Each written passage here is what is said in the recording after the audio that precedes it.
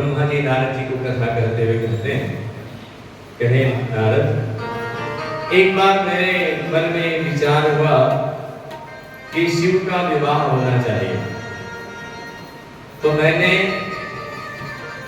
अपने पुत्र दक्ष को कहा, कहे कि दक्ष, तुम भगवती की आराधना करो, और भगवती की आराधना करके यहाँ पर सतीखंड प्रारंभ हो रहा है, माता सती की कथा होगी। क्योंकि सती की कथा होगी, सती जी केंद्र में रहेंगी, बाकी शिव जी की भी कथा होगी। और सदाशिव भगवान की माता भगवती की आराधना करो, क्योंकि शिव जी को उनके भक्तों की कथा भी बहुत प्रिय है। तभी तो ये शिव महापुराण की जो कथा है ना, वो स्वयं शिव जी ने 1 करोड़ श्लोक लिखे थे, और उसको भले व्यास जी ने 24,000 श्लोकों में समेट दिया है संक्षिप्त में हम लोगों की कल्याण के लिए। क्योंकि 24,000 श्लोकों में से 4 श्लोकों की व्याख्या ठीक से नहीं हो पाती। 7 दिनों में विचार करें, 7 दिनों में, है ना, तब तो 1 करोड़ श्लोक को पढ़ते पढ़ते कई चीज जन्म व्यतीत हो जाते, तब भी वो पूरा नहीं होगा।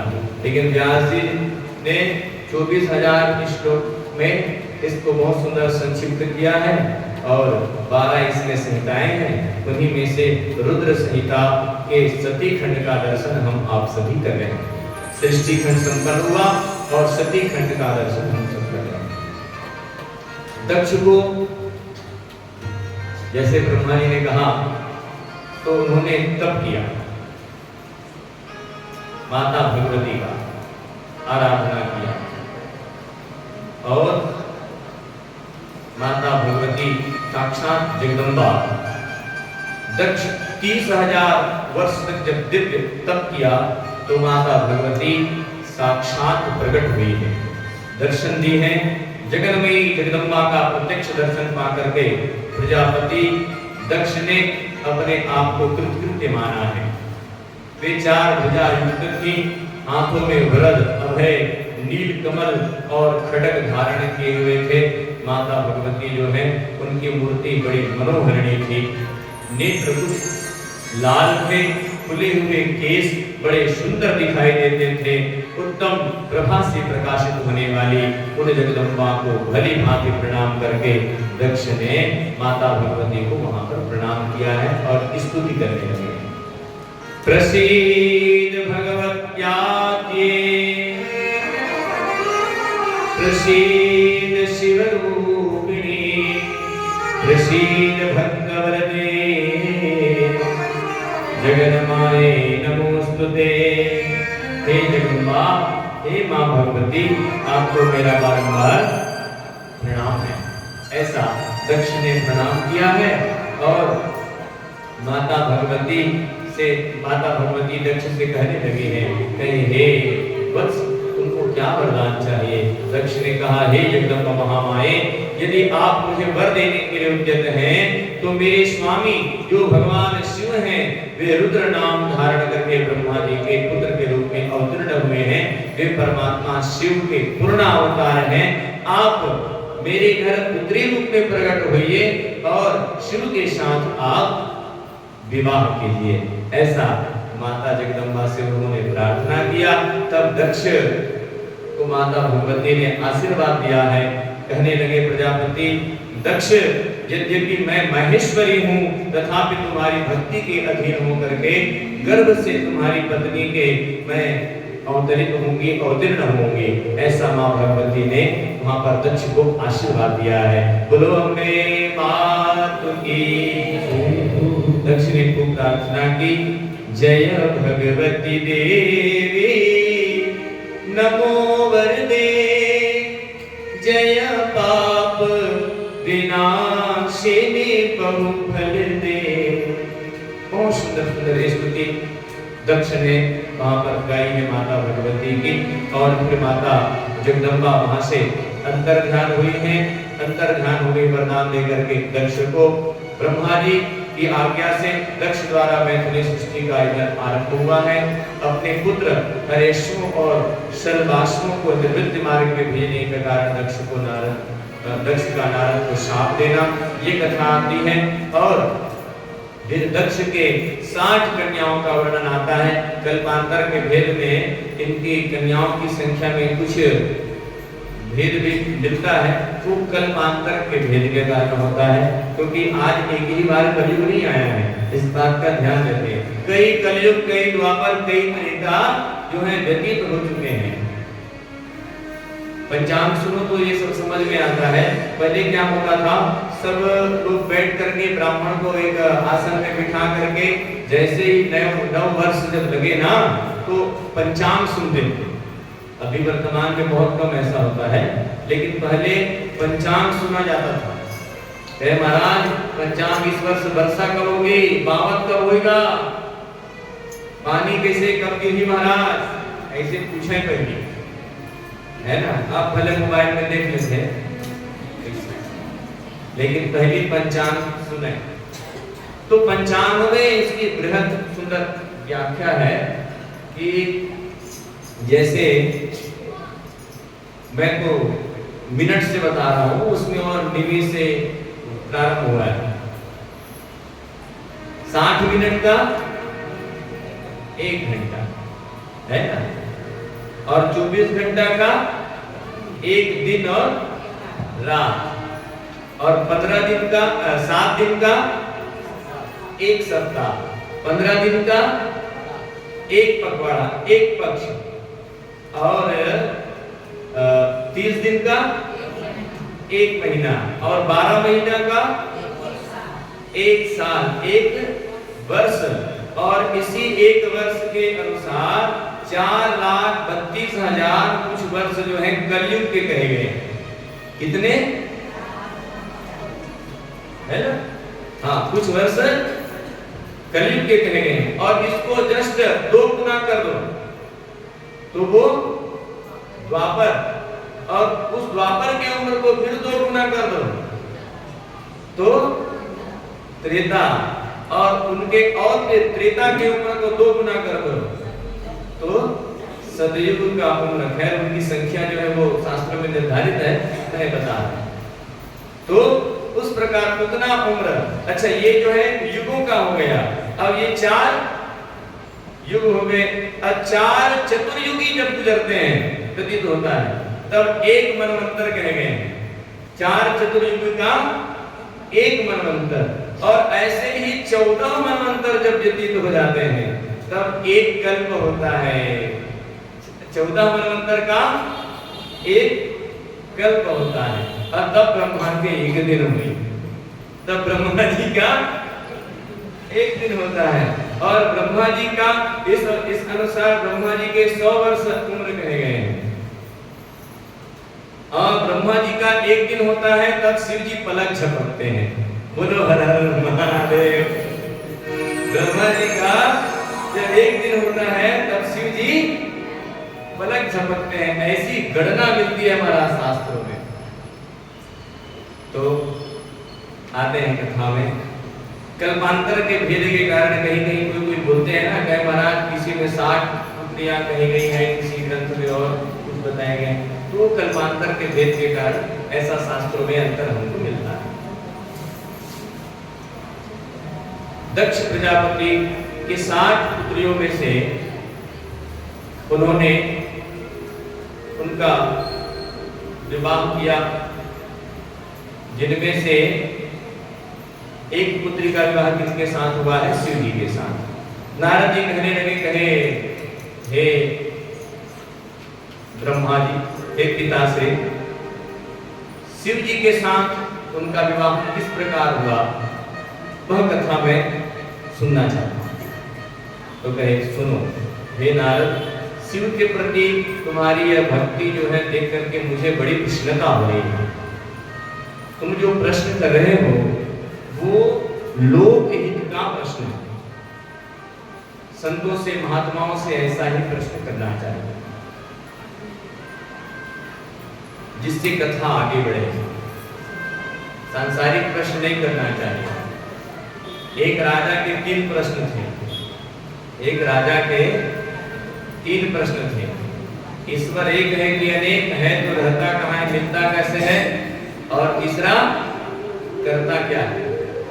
वो सबसे यही प्रश्न करें कोई भी महात्मा मिल जाए तो, ईश्वर एक है कि अनेक है, तो रहता कहाँ है, मिलता कैसे है, और तीसरा करता क्या है। कोई नहीं बता पा रहे। एक दिन शिकार में जा रहा था राजा, रास्ते में महात्मा उसको मिले, तो महात्मा से पूछने लगे,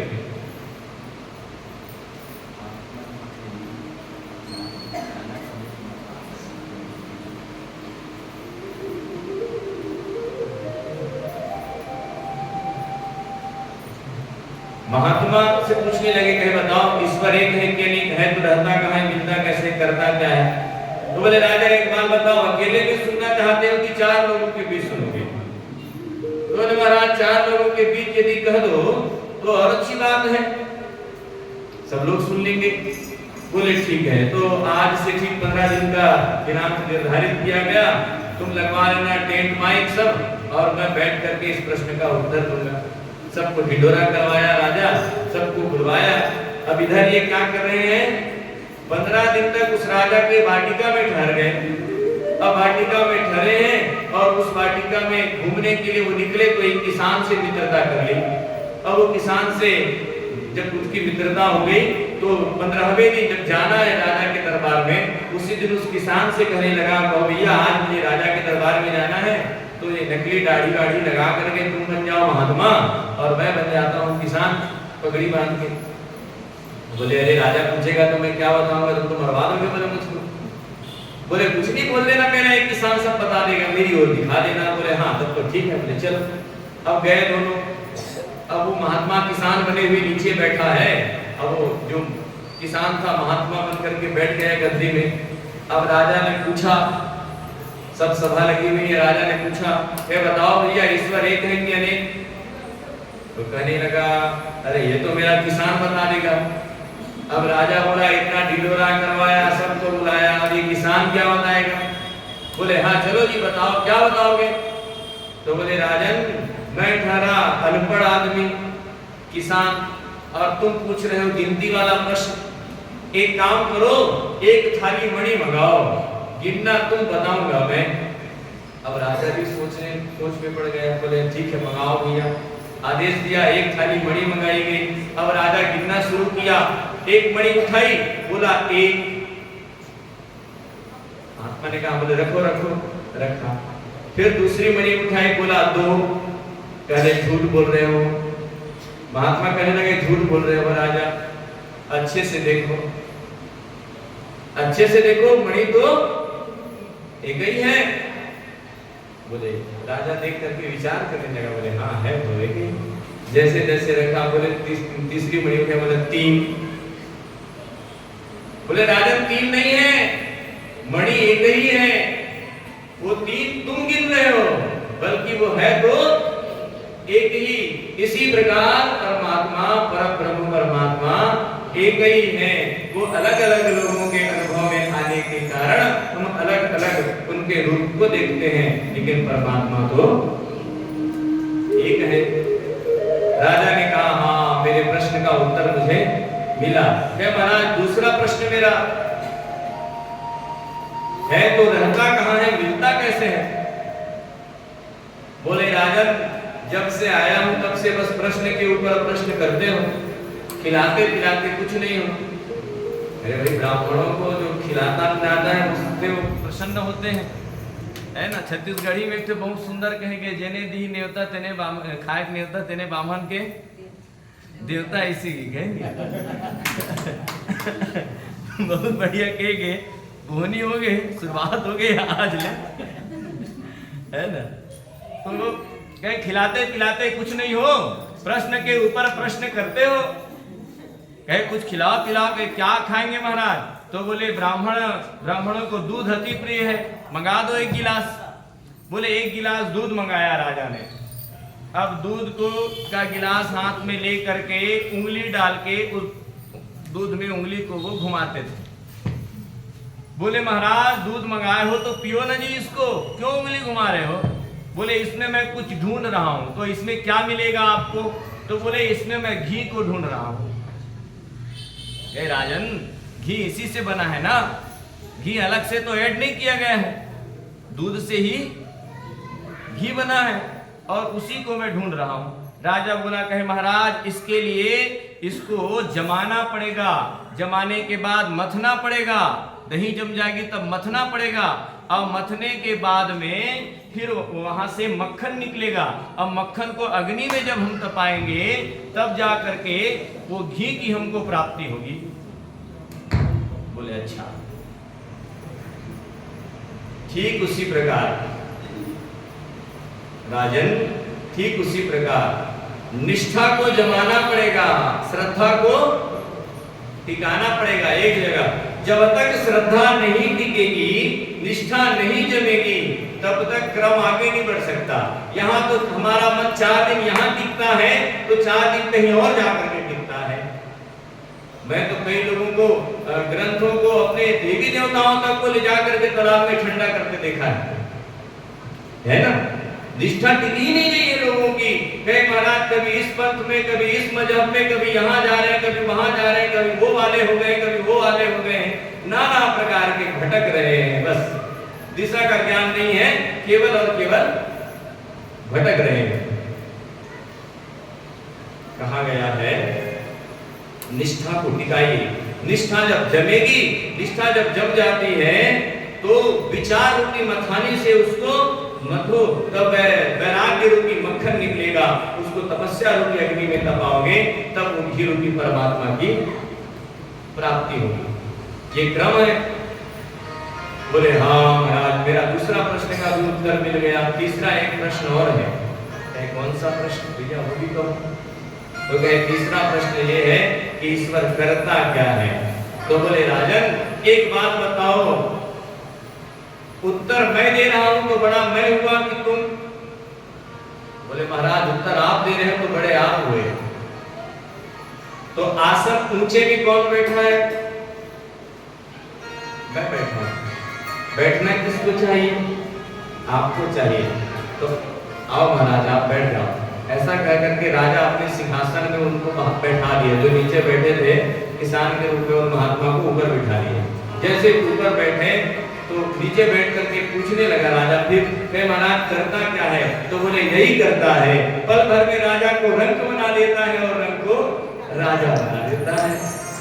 तो ये प्रभु कहते हैं सृष्टि का पालन, संहार, सृजन करना ही उनका कार्य है। तो इस प्रकार प्रश्न जब करो तो उससे जन कल्याण हो, लोक कल्याण हो, ऐसा प्रश्न करो। भगवत प्राप्ति हो, ऐसा प्रश्न करो। नारद की सराहना करते हैं, कहा नारद तुम बहुत विद्वान हो जो ऐसे ऐसे प्रश्न कर रहे हो, शिव की कथा तुम श्रवण करने की इच्छा रखते हो। आओ मैं तुमको शिव की कथा सुनाता हूँ। दक्ष जो है, दक्ष की इधर 60 कन्याओं में से एक कन्या सती के रूप में उनको प्राप्त हुई है, और इधर सती जो है वो भगवान शिव की तपस्या करने लगी है। तपस्या करके शिव को उन्होंने प्रसन्न किया है। शिव ने उनको वरदान दिया है माता सती को कि तुम्हें मैं पति रूप में प्राप्त होऊंगा, ऐसा उनको वरदान दिया है शिव महापुराण की कथा के अनुसार। अब तब शिव जी ने ब्रह्मा आदि को दक्ष के घर भेजा है। ब्रह्मा से दक्ष की अनुमति पाकर देवताओं और मुनियों सहित भगवान शिव का दक्ष के घर जाना तथा दक्ष सबका सत्कार किया है, और माता सती के साथ शिव जी का यहाँ पर विवाह संपन्न हुआ है। बोलो सती माता की जय हो। समयाभाव कुछ प्रसंगों को हम प्रणाम करते हुए ही आगे बढ़ेंगे। सती का बहुत सुंदर शिव जी के साथ विवाह की कथा भी शिव महापुराण में आती है। सुंदर शुभ लग्न शुभ मुहूर्त में दक्ष ने हर्ष पूर्वक अपनी पुत्री सती का हाथ भगवान शंकर में दे दिया है। उस समय हर्ष से भरे हुए भगवान वृषभध्वज ने वैवाहिक विधि से सुंदरी दक्ष कन्या का पाणी ग्रहण किया है। फिर मैंने श्री हरि ने और तुम तथा अन्य मुनि देवताओं और प्रमथ गणों ने भगवान शिव को प्रणाम किया। सबने नाना प्रकार की स्तुतियों द्वारा उनको संतुष्ट किया है। उस समय नाच गान के साथ महान उत्सव मनाया गया। समस्त देवताओं और मुनियों को बड़ा आनंद हुआ है। सुंदर उत्सव मनाया गया है। शिव जी के विवाह के समय माता सती के साथ उनका विवाह हुआ है। हम लोग उत्सव कल मनाएंगे, ठीक है। जब माता सती, माता पार्वती और भगवान शिव जी की विवाह की कथा हम श्रवण करेंगे, तब खूब उत्सव मनाएंगे, ठीक है। अभी भी कुछ है क्या जी? एक आध अंतरा शिव विवाह से संबंधित लगा दो, थोड़ा उत्सव मना लो। चलो, जिनको लगे भगवान शिव जी और माता सती के विवाह में, तो खड़े होकर के सुंदर भाव नृत्य भी कर सकते हैं। बोलो शंकर भगवान की जय हो, बोलो सती माता की जय हो। थोड़ा एक अंतर कथा बहुत शेष है।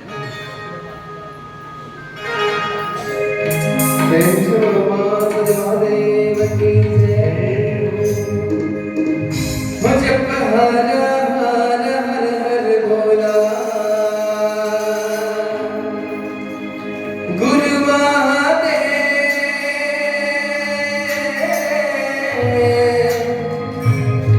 जप हर हर हर हर बोला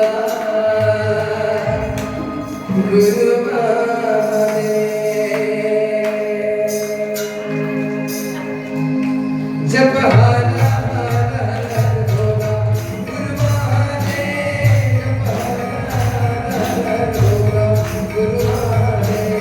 जप हर हर हर बोला गुरु महादेव। जप हर हर हर बोला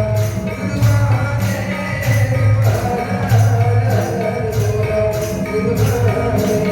जप हर हर हर बोला गुरु महादेव। जप हर हर हर बोला गुरु महादेव।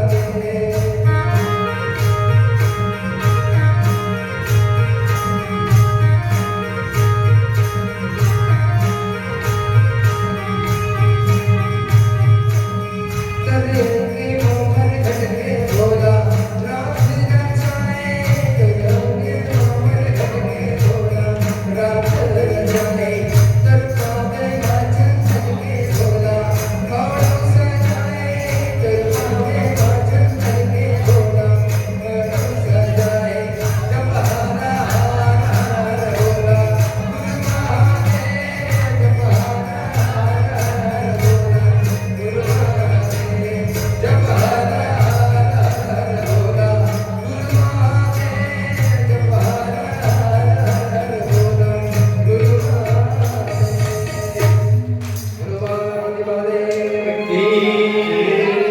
बैठिए बैठिए बैठिए, अभी कथा बहुत है, उसके बाद उत्सव मनाएंगे, ठीक है। बोलो शंकर भगवान की जय हो। कल 1 घंटा उत्सव होगा। मैं सबको आमंत्रित करता हूँ, जहां तक मेरी ध्वनि जा रही हो, सबको अभी से निमंत्रण है भैया, इनविटेशन है विवाह का। काली द्वार शंकर भगवान के और माता पार्वती के विवाह होई होनी काम विवाह होई है ना। वो काम हमारे दीपक मुमा के ओदा बता देना। हाँ, आका तो मार नहीं बने। माता सती और भगवान शंकर का विवाह हुआ है, शिव का विवाह हुआ है, और दोनों कैलाश पर निवास